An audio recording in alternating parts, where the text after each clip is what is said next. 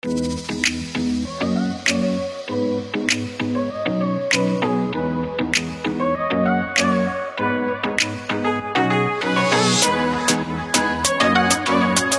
saudaraku yang terkasih, Gereja Kristen Jawa Bekasi. Kita ada di program Bukit Sion. Dan program ini bernama AHA. Dengan AHA kita jadi banyak tahu, dengan AHA kita jadi banyak mengerti. Dan kali ini, AHA ini kita kedatangan bintang tamu yang cantik dan menarik bernama Mbak Sita. Yeay! Nah, kali ini kita akan bahas mengenai mental health, tapi dari sisi awareness-nya. Ikuti terus ya, mantap betul. Masih di AHA, dengan AHA kita jadi banyak tahu, dengan AHA kita jadi banyak mengerti. Dan sebelumnya, ruangan ini kita sudah semprot dengan desinfektan, kita tetap jaga jarak. Saya dan juga Mbak Sita tentunya sudah cuci tangan, mengikuti sesuai dengan protokol kesehatan yang ada. Nah, Mbak Sita, yes, Mas apa kabar nih? Kabar baik. Kabar baik ya. Puji Gimana? Tuhan. Sehat semuanya? Ya, masih agak bopeng-bopeng abis jatuh dari sepeda. Gak mau ketinggalan sama Mas Wisnu.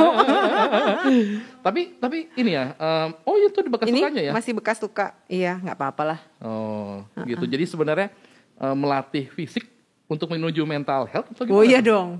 Kan kalau sepedahan, apalagi sama keluarga juga, badannya sehat, happy juga, keluarganya happy, mental health-nya kejaga. Aha, tapi gini loh, sekarang ini kan memang lagi, kita sering dengar ya, kata-kata mental health. Sebenarnya apa sih mental health itu, Mbak? Mental health itu, bahasa Indonesianya kesehatan mental, ya.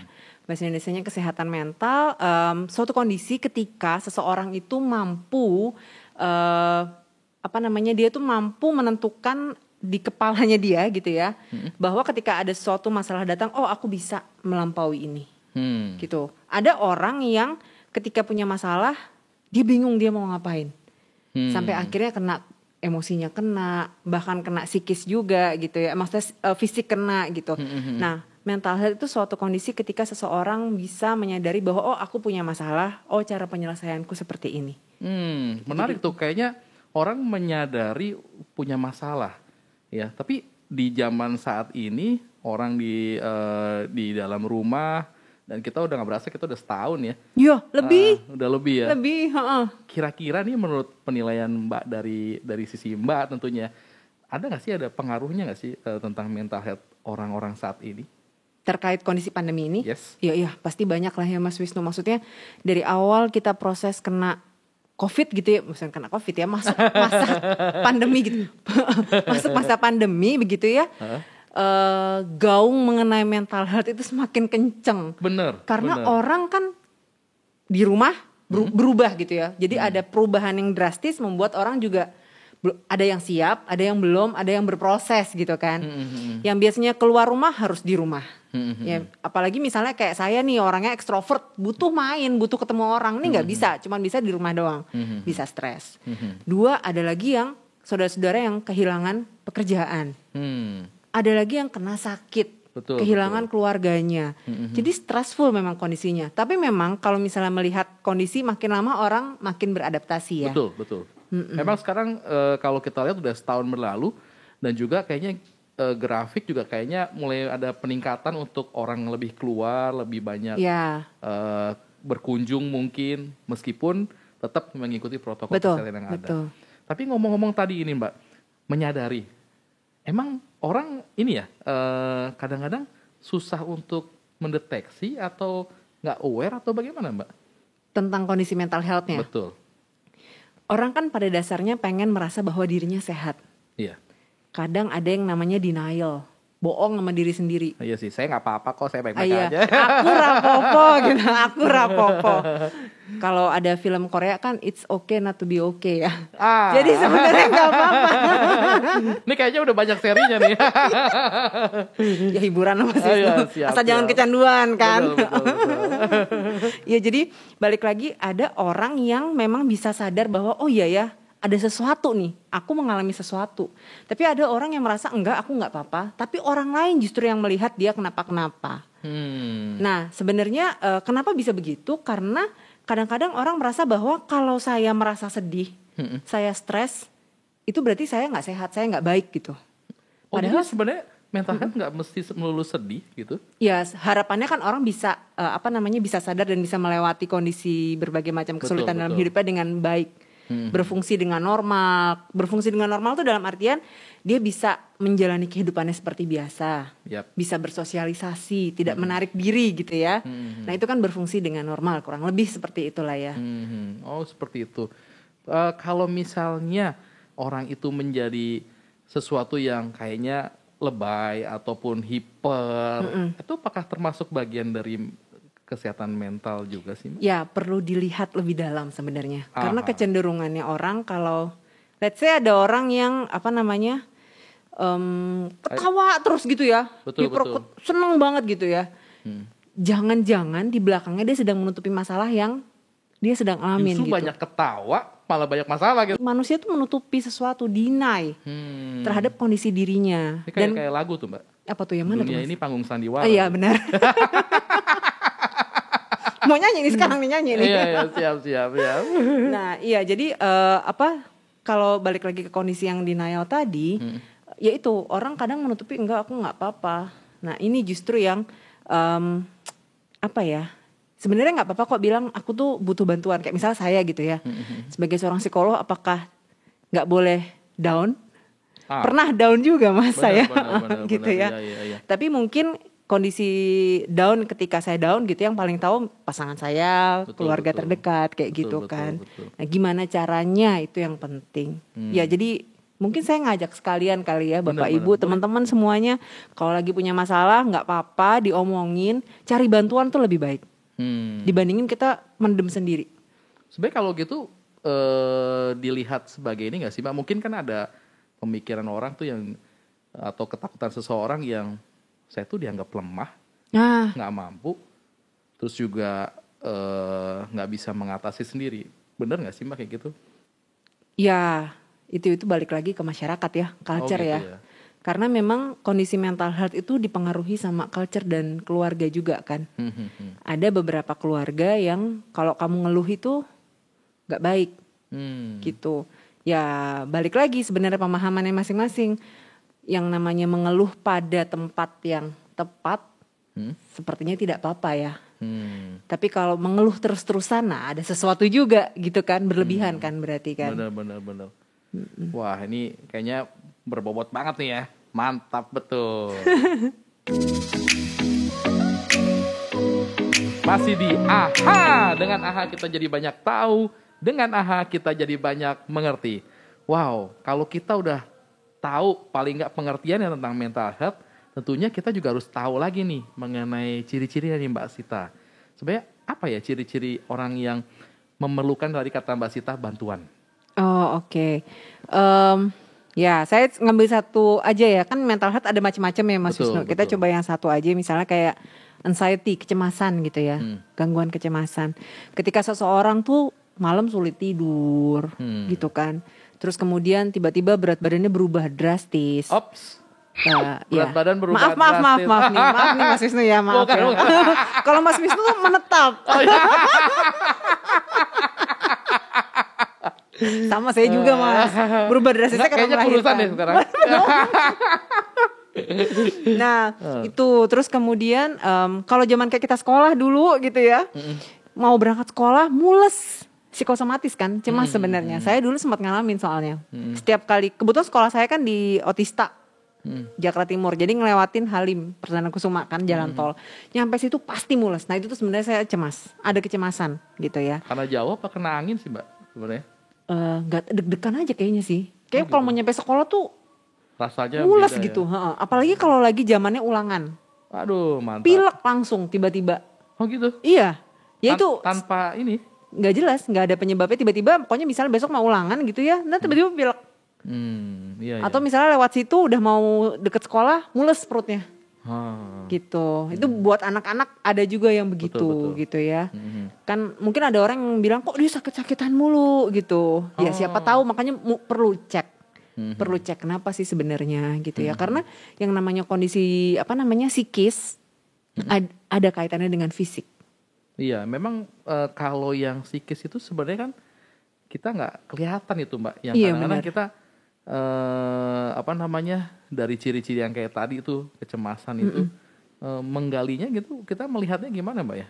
Baiknya sih gimana gitu? Apakah kita sendiri ataukah kita perlu mendengar respon dari orang lain untuk dapat mengetahui bahwa kita butuh bantuan? Ya, nah ini sebenarnya balik lagi perlu kesadaran diri.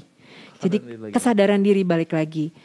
Kita perlu tahu kapan sih sebenarnya misalnya penyakit kecil tadi muncul. Betul. Stimulusnya apa? Kejadian apa yang selalu menyertai di awal nih sebelum penyakit itu muncul? Kayak misalnya saya juga sampai sekarang masih struggling juga Mas Wisnu, bukan berarti psikolog itu perfect ya. Perfect banget gitu ya kesannya gitu. Kayaknya ya. Udah jalan di awan-awan nih kayaknya. Loh, justru dulu tuh saya ngambil kuliah psikologi tuh berobat jalan Mas. Jadi sampai sekarang masih ikut kursus-kursus gitu ya.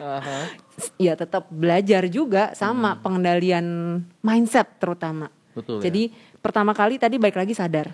Situasi apa sih yang menjadi pemicu saya tuh mulai, kalau saya misalnya gitu ya, gasnya naik gitu. Atau misalnya saya mulai sering bolak-balik ke belakang.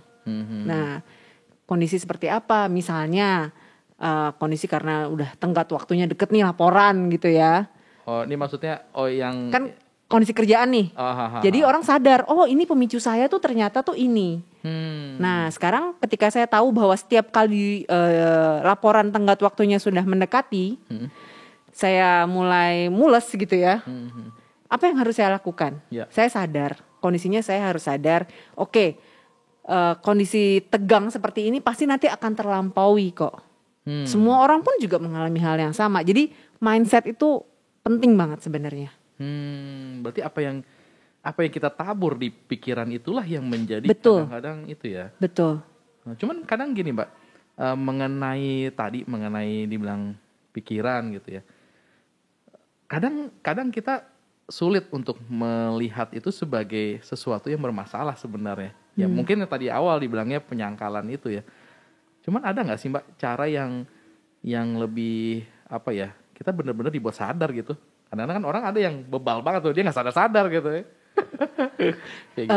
Ya itu balik lagi sih ya. Semua orang berproses sih Mas Wisnu, supaya sampai akhirnya dia bisa sadar bahwa dia butuh bantuan gitu ya.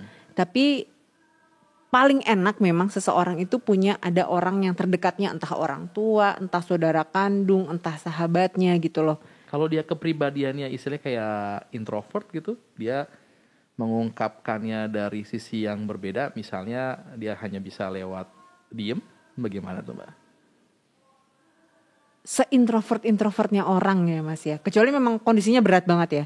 Pasti dia ada orang yang bisa dia percaya lah. Kurang lebih. Kalau anak remaja misalnya pasti temen kecenderungannya. Betul. Gitu kan. Kayak kalau orang tua belum tuh deh. Kecuali kalau anaknya cewek ya. Kalau cowok tuh biasanya sama teman, bener nggak begitu dulu? Bener, ya kan. Ada genggongnya. Genggong. Ada peernya. Bener. Gitu. Jadi ya itu menggunakan orang terdekat lah sebenarnya. Orang terdekat ya. Jadi kayak misalnya, aduh nggak bisa nih nyadarin dia nih gitu ya, bahwa dia tuh butuh bantuan. Cari orang terdekatnya itu siapa. Iya. Kayak jadi gitu bisa dari situlah jadi jembatannya gitu ya Mbak ya. Wow, ini ciri-ciri kita dapat lihat nih ya. Tapi Mbak, ke depan nih, hari-hari ke depan tentunya kan kita sekarang banyak dikuatkan dengan berbagai hal ya. Apakah sosmed itu membantu Mbak? Untuk mental health. Tergantung yang dilihat apa Mas Wisnu. Kalau cewek gitu ya misalnya, yang dilihat itu akun-akun gosip. Nah, ya balik lagi, sekali-sekali boleh hiburan gitu. Masa ketinggalan berita kan gak seru juga ya.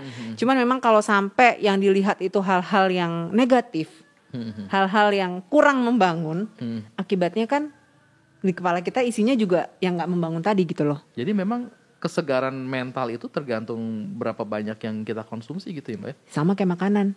Jadi balik lagi, mental sama pentingnya sama fisik. Asupan fisik sama asupan mental juga sama-sama penting. Jadi ya balik lagi, Tapi yang Mbak melihat saya kayaknya seperti ini. Dua-duanya sehat ya. Asupan fisik sama asupan mentalnya Mas Wisnu sehat nih ya. Siap. Iya benar-benar. Cuman emang bisa nggak sih Mbak kalau misalnya kayak fisiknya misalnya orang nyari ke olahraganya tetap mengalami yang mental health yang perlu bantuan itu? Maksudnya boleh diulang Mas? Misalnya dia kayak dia berolahraga, apakah itu akan mengubah cara mindset yang di pikirannya itu Mbak? Nah ini biasanya orang yang olahraga itu secara emosi cukup sehat biasanya. Happy gitu ya? Iya happy, kenapa? Karena ada hormon yang keluar kan kalau olahraga. Yang saya ketahui demikian sih Mas Wisnu ya. Hormon apa tuh namanya? Endorfin ya? Iya, gitu ya. Jadi keluar. Hormon yang membuat dia selalu senang gitu ya? Iya, karena dengan olahraga orang jadi pikirannya nggak kemana-mana juga. Maksudnya nggak yang kadang kan orang yang bermasalah tuh kan pikiran nih Mas ya. Benar. Kayak waktu itu saya pernah share juga, saya sebenarnya dapat ketika saya share pas lagi Marapas itu tentang kita melihat ada di papan catur ada pion putih sama pion hitam. Yep. Ya, terserah deh mau nganggep yang baik, yang buruk, yang mana. Let's say yang baik yang hitam, yang putih itu yang pikiran buruk gitu ya. Gimana caranya tuh kita bisa ngelihat kita jadi papan caturnya, bukan jadi salah satu pionnya gitu loh. Oh ini di kepala saya lagi ada sesuatu yang berantem nih gitu di kepala antara pikiran A, pikiran B. Nah balik lagi ke yang olahraga tadi gitu ya. Dia pikirannya tuh gak selalu ke yang negatif-negatif terus gitu loh. Karena orang yang sendiri gitu kan kadang gak ada masukan, kebanyakannya ngelamun gitu kan. Jadi butuh bergerak, butuh berkomunikasi dengan orang lain. Ada olahraga yang bisa kita ketemu orang, ada olahraga yang sendiri. Betul. Nah, yang sendiri itu sebenarnya salah satu bentuk dari kita juga meditasi ya. Ya. Berarti dengan cara kita merubah gerak tubuh itu mempengaruhi kesehatan mental ya? Ya, harus gerak lah, iya. Wow, ini jadi happy juga, kan? Jadi happy, benar. Jadi happy. Oh, oke. Nah, kita kan kali ini nih sampai di awareness-nya nih Mbak ya. Tadi kita udah tahu ciri-cirinya. Kira-kira Mbak, apa nih pesan buat para pendengar, para penonton GKJ Bekasi, bahkan mungkin yang nonton acara podcast AHA kali ini, kira-kira apa Mbak masukannya? Ya, Bapak Ibu, teman-teman, saudara-saudara semua, kita semua pasti bisa sehat mental. Nah, kalau misalnya kita lagi down, it's okay not to be okay. Jadi nggak apa-apa, nggak mesti dalam setiap hal tuh kita harus kuat terus, kita harus happy terus. Nggak apa-apa, ada kalanya kita lagi sedih, it's okay, nggak apa-apa. Cuman memang kalau dalam kondisi kita lagi benar-benar down, ada baiknya kita mencari pertolongan gitu. Nggak apa-apa kok, cari pertolongan itu biasa. Balik lagi kondisi fisik yang sehat sama pentingnya seperti mental yang sehat juga gitu. Mantap, fisik yang sehat sama pentingnya dengan mental yang sehat juga. Wah, tepuk tangan dong. Nah, buat semua pendengar podcast AHA, ini baru seri yang pertama, masih ada seri-seri berikutnya tentang mental health. Wow, tapi Mbak terakhir untuk sesi yang kali ini, kita ikutin salam AHA ya Mbak ya. Oke, gimana tuh Mas? Jadi gini, kalau saya bilang 1, 2, 3, salam AHA gitu ya. Oke, siap ya. 1, 2, 3, salam AHA.